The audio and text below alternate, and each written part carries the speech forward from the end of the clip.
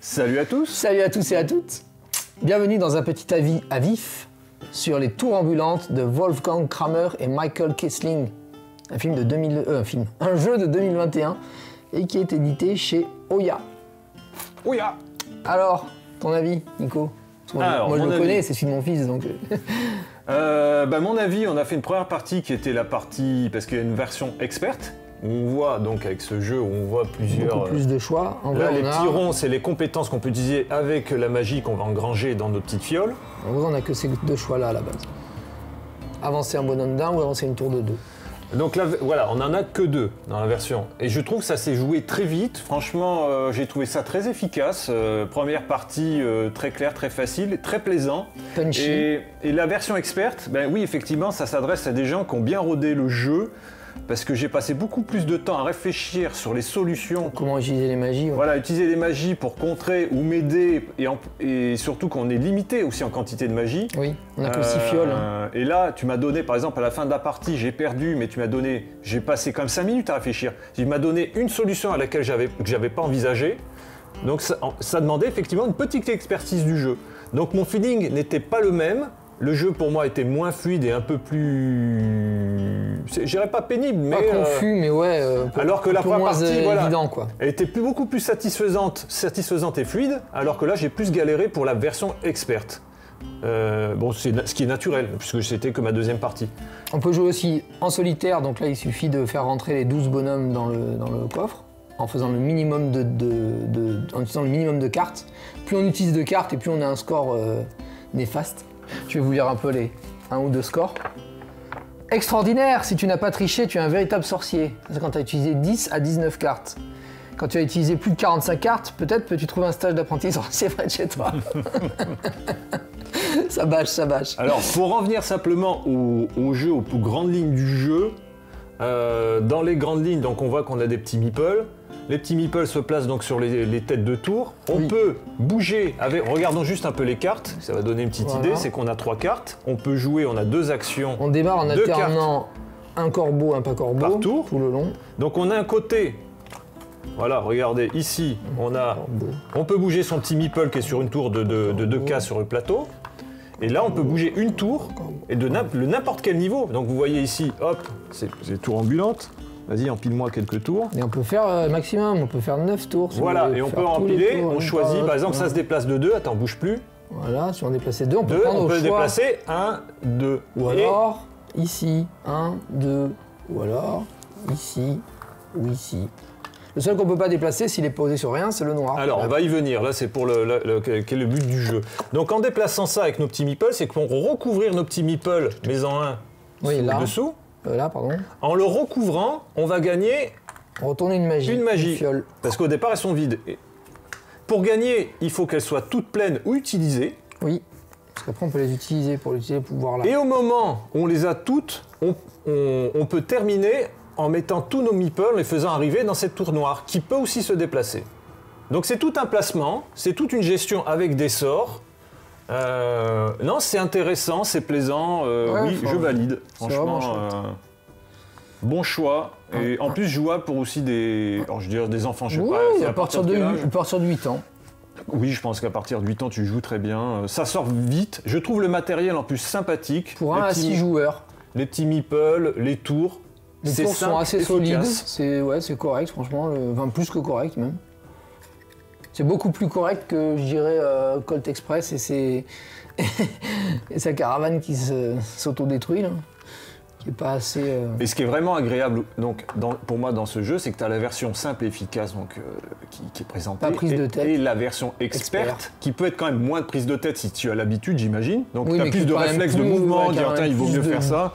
Parce qu'il y a des choses, tu vois, j'avais pas pensé quand il y avait... Parce que la tour noire, par exemple, quand on a une carte qui permet de bouger une tour, vous voyez ici, c'est 2. Alors on dit, bon, la tour, je vais peut-être bouger la noire pour éviter qu'il arrive ici, ou que moi, je vais pouvoir arriver là, je passe. On peut pas bouger la noire parce qu'elle peut se déplacer sur des tours. Et à ce moment-là, si elle est sur une tour, on peut déplacer la tour sur laquelle la tour noire se trouve. Oui, parce qu'en fait, dès qu'un meeple rentre dans le plateau, on le met sur la tour, sur le prochain icône corbeau. Alors voilà, ça c'est le meeple qui arrive. Celui qui a fait un tour et qui arrive avec le chiffre exact dans la tour noire, va déplacer la tour noire qui se trouve sur un corbeau sur le prochain corbeau. Et donc là, les corbeaux, ils sont là. Donc la tour noire se déplace aussi d'elle-même en fonction des meeples qui rentrent dedans. Et on peut aussi la déplacer si elle se trouve sur une tour. Et voilà. Donc il y a toute une petite mécanique qui est assez simple, avec des capacités, on en a pas mal. Vous voyez, le mode expert a encore tous ses talents à prendre en compte, qui sont intéressants. Là, on déplace 2 fioles pour faire reculer quelqu'un, ce soit le joueur qui le joue ou le joueur adverse, de faire reculer, mais ça coûte 2. Et on n'a que 6 de magie maximum. Donc il faut bien calculer la dépense de sa magie, parce qu'on peut se retrouver à court en essayant de contrer son adversaire et de faire échouer aussi des opportunités de terminer dans la course et meeple. Oui. C'est une course aussi en plus. Ah oui, c'est une course. Mais ce qui est bien, c'est que c'est une course qui se termine pas par le temps, pas par le nombre de tours. Tu peux faire marathon ou tu peux faire sprint, ça dépend du joueur. Ça dépend du play de chacun. Moi là par exemple j'ai fait sprint, j'ai vraiment utilisé toutes mes fioles et toutes remplies très vite. C'était la première fois que je faisais comme ça. Et c'est ça que j'apprécie dans un jeu, c'est que le timing n'est pas forcé. On dirait, ouais, mais le jeu, il faut qu'il se termine au moins dans 2 heures, donc de toute façon, vous avez fait 20 tours, et bien après, vous résolvez tout. Oui, ça, alors que là, j'apprécie moins. Même si c'est logique, c'est que des fois, le jeu peut s'éterniser. Là, tu peux faire une partie de 4 heures si tu veux. Voilà, c'est ça, on peut faire une partie de 4 heures si on le souhaite. On arrive encore à ça, mais je pense que le maximum que tu peux faire, c'est 1 heure. Alors, toi, les qualités que tu trouves saillantes sur le jeu, enfin, déjà, le principe de pouvoir choisir, de faire soit bouger les meeples, soit bouger la tour, parce que bon, il y en a où tu peux faire bouger que le meeple ou que la tour, mais il y en a où tu peux choisir. Et ce que j'aime bien aussi, c'est celle où il y a un dé. Voilà, là il y a un dé, donc on peut choisir après avoir lancé le dé, je lance le dé et après je choisis, je dis ah bah je vais utiliser ça pour la tour ou ça pour le meeple. On n'est pas obligé de choisir avant de lancer le dé en disant bon ben parce que si on se rate, on dit merde. Alors que là au moins on a deux possibilités. Ah et un détail pour l'interaction. Là s'il y a 3 dés, tu fais 3 lancers, donc tu peux prendre des risques en disant ah ce dé là il me va pas, je le relance. 4, ça me va pas, je vais essayer de faire 6, puis là d'un coup tu fais 1, tu fais ok. Alors il y a une petite notion de hasard, c'est vrai que c'est pas ce que je toute préfère petite notion de hasard du dé. Le placement aussi dans l'interaction qui est à prendre en compte, c'est par exemple quand je disais vous gagnez du mana si un meeple se trouve dessous, mais rajoute un jaune dessus, c'est que si vous déplacez une tour, rajoute un jaune dessus s'il te plaît, si vous déplacez la tour dessus et qu'il y a aussi votre adversaire dessus, les deux gagnent un mana. Et après peu importe le nombre de meeples, si vous avez 2 meeples, vous gagnez qu'un mana quand même, vous gagnez pas plus de mana que de meeples. Mais c'est en rajoutant ce point de règle, il faut pas trop avantager aussi son adversaire. On se dit oui, je suis content de gagner un mana, mais si lui il en gagne aussi un, c'est pas forcément la meilleure chose. Oui. Donc voilà, il y a toujours des petites prises de décision. C'est le proverbe africain. Tout ce que tu fais, ton voisin aura 2 fois plus. Et le mec il dit alors vas-y, crève-moi les yeux. Crève-moi un œil, pardon. Crève-moi un œil. Génie, crève-moi un œil. Ah oui, je ne connaissais pas. C'est un proverbe africain. Enfin, un conte africain. Donc là, tu disais, c'est le côté hasard qui est marrant sur les effets de cartes. Qu'est-ce que tu préfères aussi Ouais, ça c'est sympa parce que du coup, ça fait moins planifié comme des échecs, quoi. Il y a vraiment aussi un côté un peu destin. Moi, j'aime bien le côté destin qu'il y a dans les dés, qu'il y a dans les cartes qu'on pioche.